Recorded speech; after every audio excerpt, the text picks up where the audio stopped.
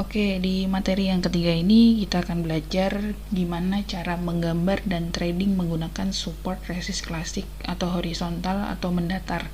Setelah materi yang pertama kita sudah belajar tentang volume perdagangan, dan yang kedua kita belajar tentang menentukan tren dari suatu pergerakan saham. Disclaimer dulu bahwa menggambar chart atau technical analysis itu merupakan perspektif ya. Setiap orang atau setiap trader akan memiliki sudut pandang yang berbeda-beda. Namun tujuannya sama, yaitu mendapatkan keuntungan. Tujuan menggambar chart ini adalah untuk menentukan area buy dan sell yang tepat, yang nyaman sesuai dengan time frame yang dipilih. Jadi misalnya saya menggunakan time frame 30 menit, titiknya mungkin akan berbeda dengan time frame yang daily atau weekly seperti itu. Nah, macam-macam dari support resist itu ada 5 ya. Yang pertama itu support resist klasik horizontal yang hari ini akan kita pelajari. Kemudian yang kedua support resist dinamis, itu bentuknya miring dan dia bergerak gitu. Kemudian yang ketiga adalah support resist harmonik. Ini bisa kita tentukan titik-titiknya atau bisa kita gerakkan dengan menggunakan tools Fibonacci. Dan yang keempat, support resist angka psikologis. Support ini adalah angka-angka bulat seperti 100, 150, 200, 1000, 5000, dan lain sebagainya. Itu merupakan angka psikologis dari trader. Dan yang terakhir adalah support resist dengan gap ya. Ketika ada saham yang close misalnya di harga 200, kemudian opening di hari berikutnya dia di 204 misalnya seperti itu, dia akan meninggalkan gap gitu. Nah, gap ini ada gap up dan gap down. Seperti itu untuk macam-macam support resist yang ada di technical analysis. Nah, gambarannya support dan resist klasik itu seperti ini, bentuknya horizontal ya.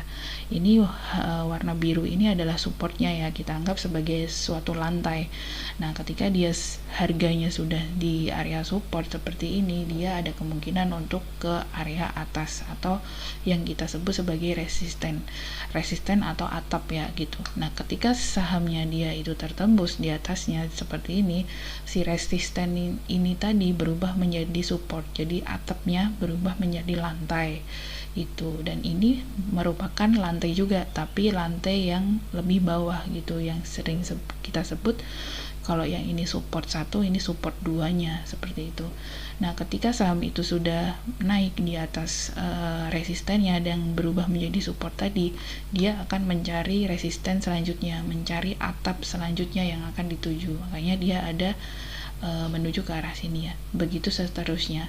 Dan sebaliknya ya, ketika support ini ditembus, ini juga akan berubah menjadi resisten. Seperti itu. Nah, ini untuk gambar menggunakan candlenya ya. Ini support dan ini resisten.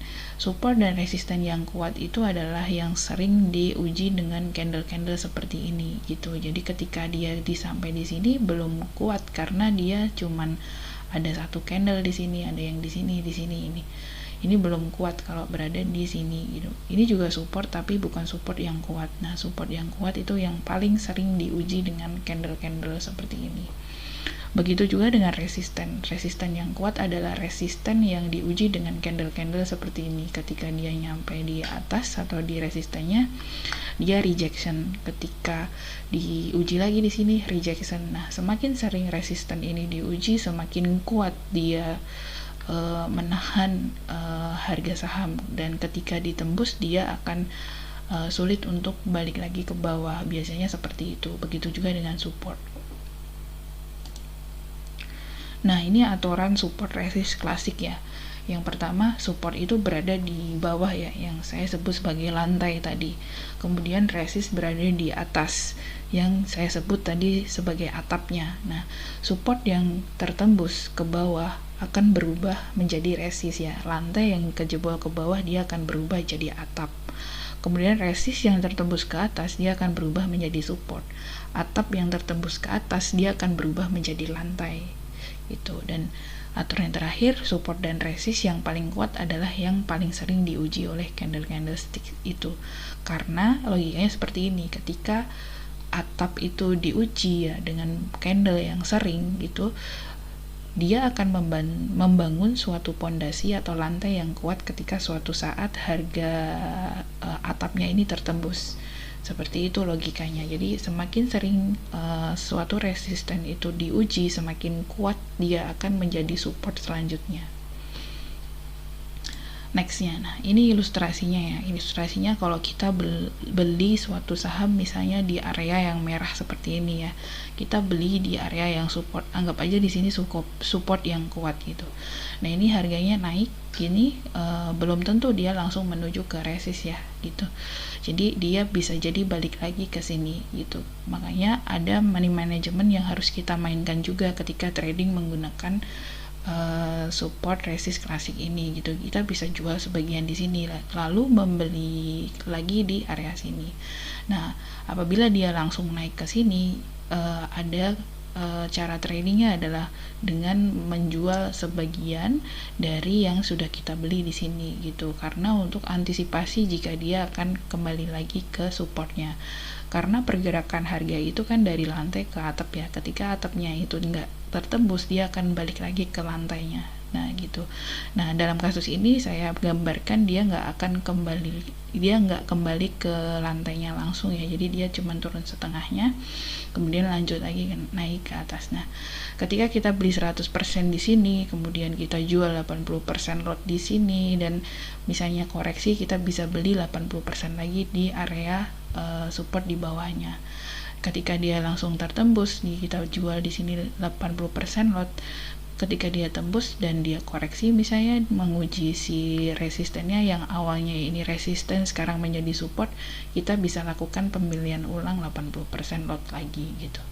Kemudian dia akan bergerak mencari resisten selanjutnya ya, di area hijau ini adalah resisten selanjutnya. Itu kita bisa jual 80% lagi dari total pembelian tadi gitu. Kemudian kalau sudah balik lagi ke arah sini, ini bisa dilakukan penjualan gitu. Jadi kita sudah nggak punya barang lagi. Jadi awalnya di sini 100%, ini dijual 80%, di sini nambah 80%, di sini dijual 80%, di sini total dijual di 20%-nya. Jadi kita sudah nggak punya posisi gitu, seperti itu. Nah, ketika harga saham itu menembus support ya, ini tadi sebagai support, dia sekarang menjadi resisten. Nah, saham itu bergerak, ketika dia turun dia akan menguji lagi support yang dia tembus gitu, yang sebagai resisten sekarang. Jadi ada momen dimana kita bisa mengetes lagi support yang sudah ditembus tadi gitu. Jadi kalau nggak kuat di sini bisa dimanfaatkan untuk area keluar ya, bisa keluar BEP, bisa untuk mengecilkan loss juga kalau misalnya kita terlanjur beli di atas seperti itu. Jadi ketika support itu ketembus, dia akan berubah menjadi resist. Ketika harga saham itu menembus support, dia akan menguji si support yang ditembus tadi itu gitu. Pasti ada momentum dia akan menguji di area sini gitu. Kemudian dia akan turun ke bawah mencari support selanjutnya yang tadi juga sebagai support seperti itu. Jika tertembus lagi, dia mencari support yang selanjutnya, kemudian pembalikan arah lagi. Seperti itu cara trading dan money management yang digunakan saat trading menggunakan support resist klasik ya, atau horizontal gitu. Jadi bisa dimainkan dengan money management yang baik gitu. Nah, ini adalah gambaran dari chart ya, support resisten klasik itu bisa ditarik dari harga tertinggi ke harga close terendahnya. Jadi ini saya gambarkan ada 3 support resist klasik ya. Saya tarik dari kiri. Jadi kalau mau gambar itu tariknya dari chart yang sebelah kiri, bukan yang dari kanan. Dari kiri ini dia diambil ya titik tertinggi dan terendahnya ini di area harga penutupannya, kemudian ditarik ke sini gitu. Jadi ini kita anggap sebagai resisten ya terhadap supportnya ini. Ini resistennya gitu.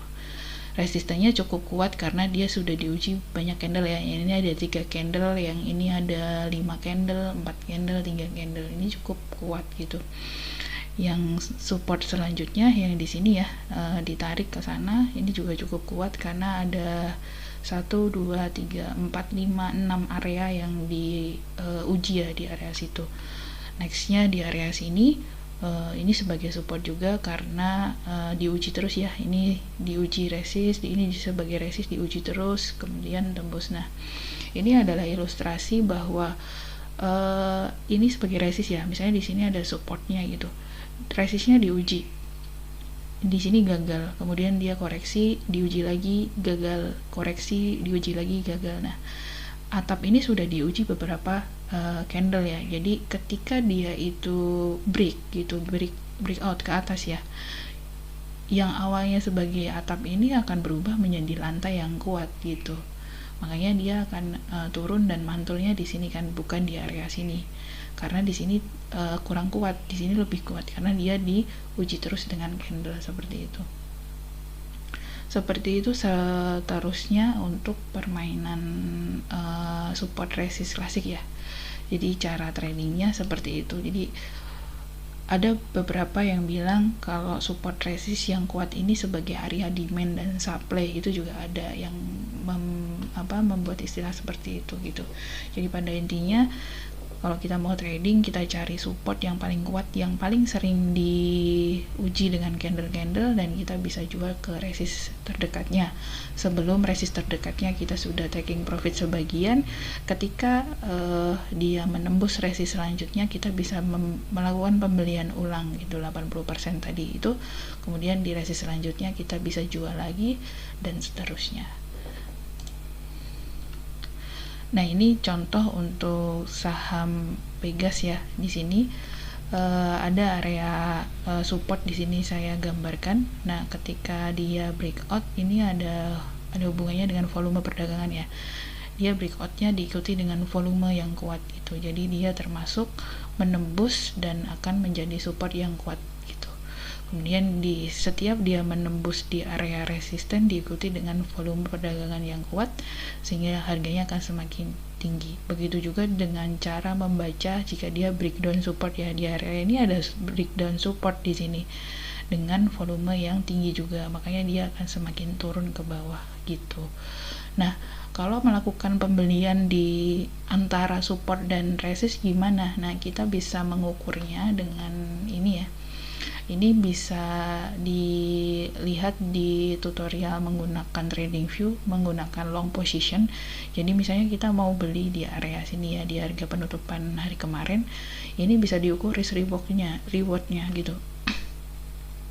Rewardnya ada 5,84% ya, sedangkan resiko kita 13% gitu.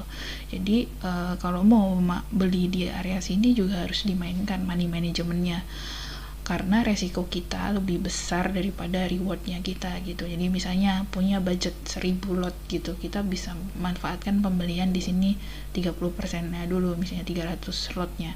Ketika dia turun di sini, kita bisa beli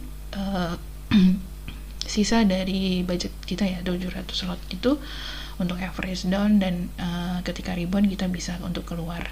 Nah, kalau misalnya harganya langsung naik ketika dia break resist di sini, kita bisa lakukan pembelian 700 lot itu di atas. Jadi untuk average up gitu. Jadi ada dua cara ya trading. Jadi kalau misalnya dia di tengah-tengah, kita bisa melakukan pembelian bertahap. Kalaupun di area di sini juga bisa bertahap ya, ketika dia mantul atau mulai jalan baru tambah posisi, itu lebih bagus seperti itu.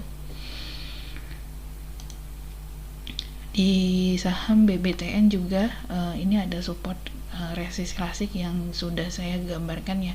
Jadi ketika dia breakout dari resistnya, dia disertai dengan volume seperti ini. Kemudian ini breakout lagi ya, di sini ada volume lagi seperti itu. Contohnya ini juga breakout, ada volume. Jadi volume perdagangan itu sangat penting untuk konfirmasi dengan indikator macam-macam ya. Yang di sini sih masih dengan support resist klasik. Jadi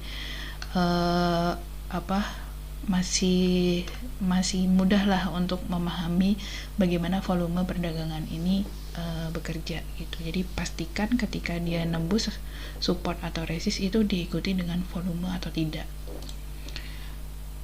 Contoh terakhir ini ada Excel ya. Di Excel juga ini termasuk area support karena ini ada 3 area diuji ya di sini.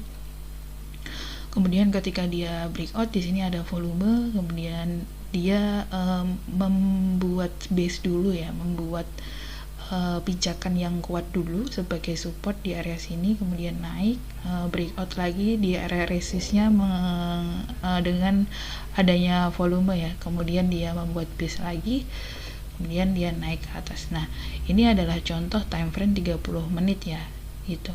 Jadi teman-teman yang trading menggunakan time frame 30 menit akan melihat chart itu seperti ini ya, akan kelihatan gitu. Jadi taking profitnya juga akan semakin cepat.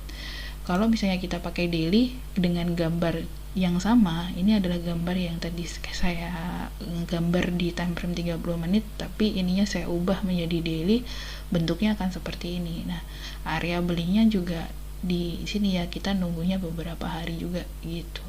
Jadi kalau misalnya tradingnya menggunakan daily, view-nya seperti ini, kelihatannya nggak kuat. Tapi kalau kita trading menggunakan 30 menit,